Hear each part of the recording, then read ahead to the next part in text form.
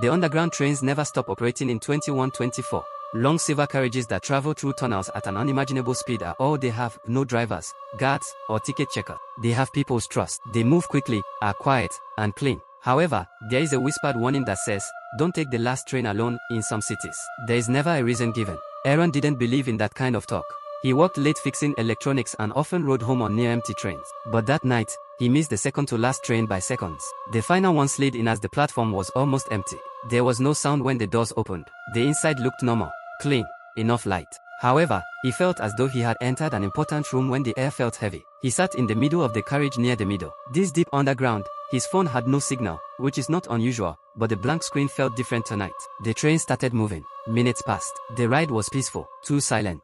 The engine's hum seemed to be going slower than usual. Eren kept glancing at the empty seats, expecting to see someone else. Then the lights flickered. It was only for a second, but when they came back, the carriage looked stretched, like there was more room between the seats. The train started to slow down. Eren extended her head.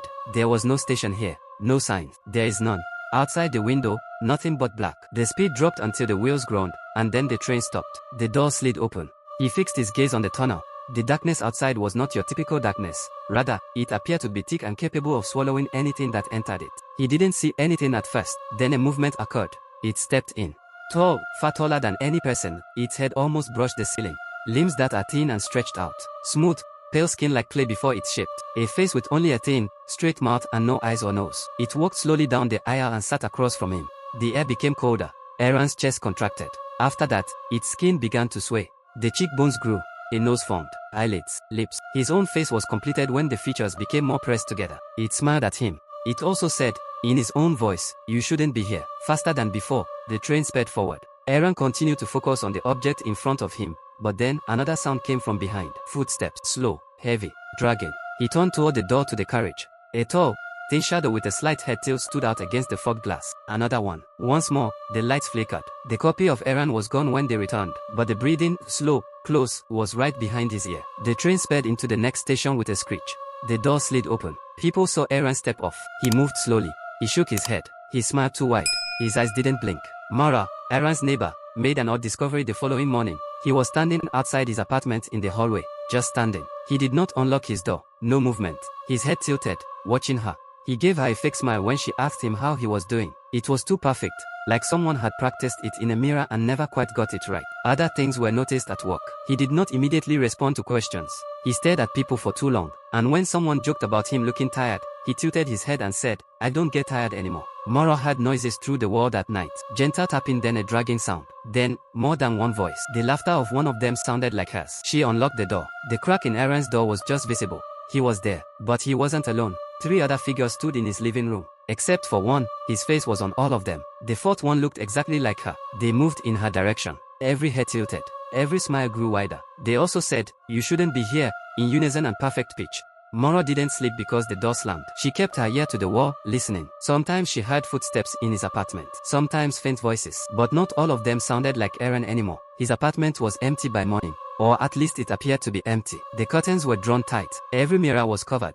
On the table was something strange, a train ticket. It had no station names, no time, just one word, return. She kept it. That night, she went to the station. Minutes separated us from the final train. On the platform, an old man sat on a bench, muttering. He looked at her as she sat nearby and said, you've seen them, haven't you? The duplicates. She froze. The man gave a nod. They ride the last train. They return, different. And they always want to bring more. The train slipped inside. The door slid open. She made her way inside. The ride began quietly, just like before. But halfway through, the train slowed. The lights were blinking. The outside darkness appeared to be heavier than air. When the doors opened, it wasn't at a station.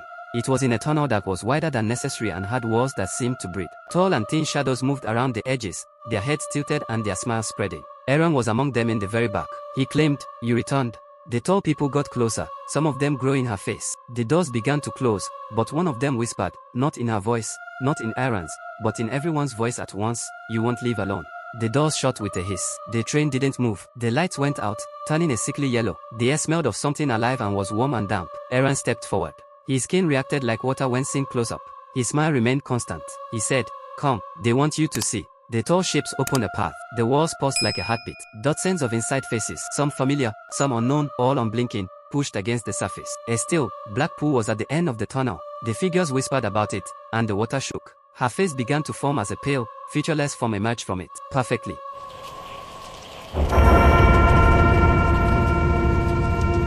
The copy stepped out, tilted its head, and smiled. You can rest now. I will replace you. Hands, many hands, pushed her toward the water. Beneath the surface, countless faces stared up, waiting. Eren's voice came from behind her. It's easier if you stop fighting. Her head was covered by the water. Mora was seen by commuters walking the platform the following morning. She smiled at them. Her eyes didn't blink. The pool roared once more, waiting for the next passenger, far below the city.